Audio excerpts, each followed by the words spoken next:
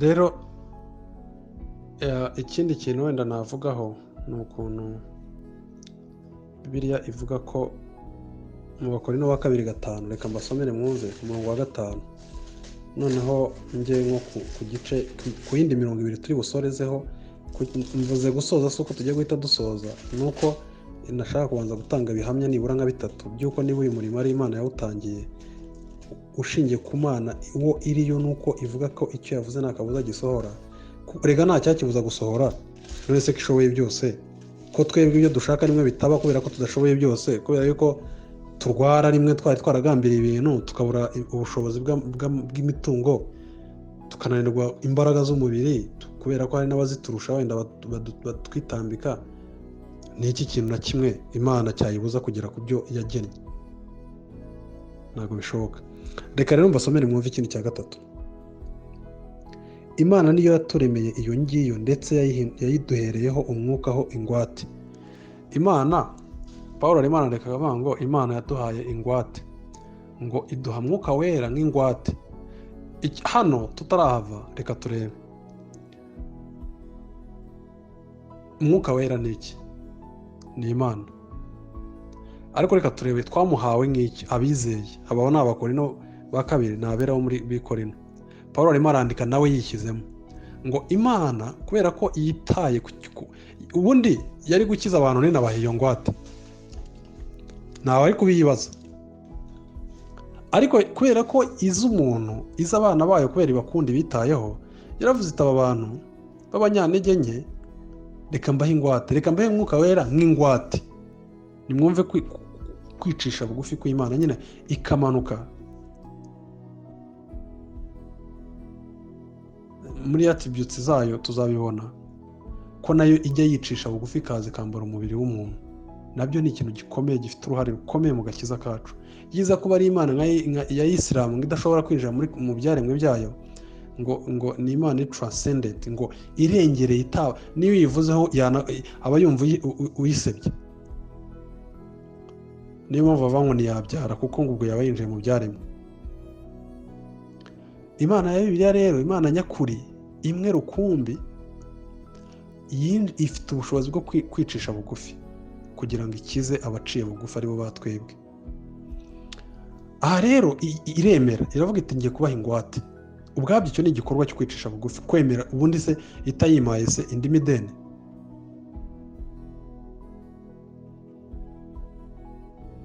Itanga ihe ngwate rero? Umwuka wera. Ingwate tuzi icyo ari cyo.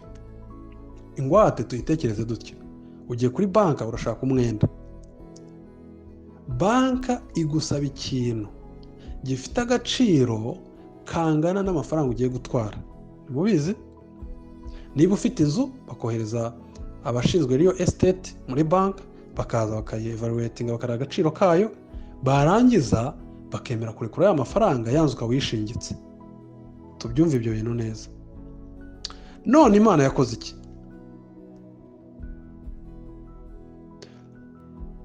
Yatwijeje abayizeye ubugingo bw'iteka. Ubu bugingo bw'iteka nta kindi kintu cyanganya agaciro nabwo, kugira ngo nyine tugirire icyizere, tumenye ko ibintu ari ukuri. Niba ari ubugingo bw'iteka, igomba gutanga ikintu gifite agaciro gasumba cya kintu icyo yijeje. Ntabwo yavuze ngo nzabaha amafaranga, ntabwo yavuze ngo nzabaha abagore n'abana cyangwa abagabo n'abana, ntabwo yavuze ngo nzabaha kuva mu bwoko ibi by'abantu bashinze amoko gafifi. Ntabwo bazi ko amoko akomoka ku munara w'Ibabeli.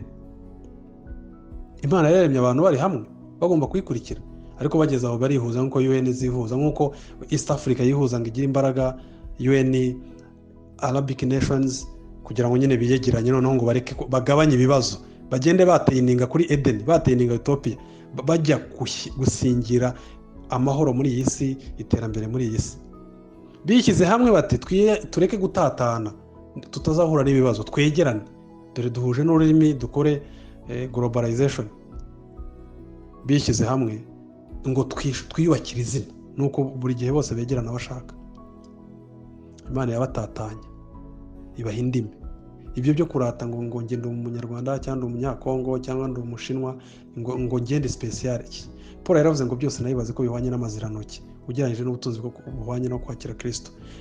Avuga amoko ye, akavuga aho akomoka ngo nari umuheburayo butwi, cyangwa akavuga ngo ariko ibyo byose nabibaze ko ari amazirantoki. Niko Bibiliya ntagatifu ivuga, ni ijambo ry'Imana. Nabibaze ko ari amase. Ibihe CV yanjye, ubwoko bwanjye, bwa bundi yavuga ngo baheburayo ni iki. None umuntu w'umunyamahanga uri aho ngaho, Bibiliya ivuga ngo itugeranya uvuga ngo ikintu wareba ukumva icyo utekereza ni ukukica ni iki. Abanyamahanga ni ukubundi bari bameze bose, nawe ukwirata uhari. Ikintu wareba icyo utekereje akaba ari ukukica cyangwa kukirandura. Inzoka ni urugero, niyo ubona ukumva icyo utekereje ni ukuyica. Ntabwo iyo ubonye akanyoni utekereza icyo. Hari igihe ubona akanyoni keza gafite amabara meza, ariko inzoka wenda aho ngaho iwacu by'umwihariko iyo uyibonye nicyo utekereza. So nicyo navugaga, iyo Mana rero iremera yicisha bugufi, iravuga iti ikintu aba bantu bangaba bitarimo n'ideni ryo kutugira ityo, icyo nabaha ikindi gihamya cya assurance of salvation ni uko Imana yaduhaye ingwate. Ubwo Imana uzi icyo yavuze, yaravuze iti kugira ngo mwiringire ko ubugingo buhoraho nta kabuza uwizeye azabubona, mbahaye Mwuka Wera ngo ababemo. Ab'ingwate, nimwumve namwe icyo kintu gikomeye. Mwuka Wera akora iki? Hari igihe abantu babigira mu kirere, kubasha kumva ibyanditswe byera, kubisobanukirwa. Yohana wa mbere ni kwivuga, ni Mwuka Wera. Kubasha gupfuka mu gasenga udasengera amafaranga, udasengera iterambere, nyine ibi bintu by'umubiri, uvuga ati Mana mpindure gutya, Mana ndagukunda, ndagushimira ku bwa Kristo, wenyine ubwawe, personal prayer. Kubasha gusoma ijambo ry'Imana ukaryumva, kubasha gukunda guhura n'abere, ibyo byose ni imirimo iterwa na Mwuka Wera kuba turimo. Kubasha gusohoka iwanyu nawe ukisohokamo ukijajinga ukabona ko wakosheje ukurikije ijambo ry'Imana. Kubasha kwiringira no gutegereza ijuru no guhinyura iby'isi ukabibona ko ari umwanda, kandi ubizi ko hari igihe cyari kigeze ari byo wumva ari zo nzozi zawe.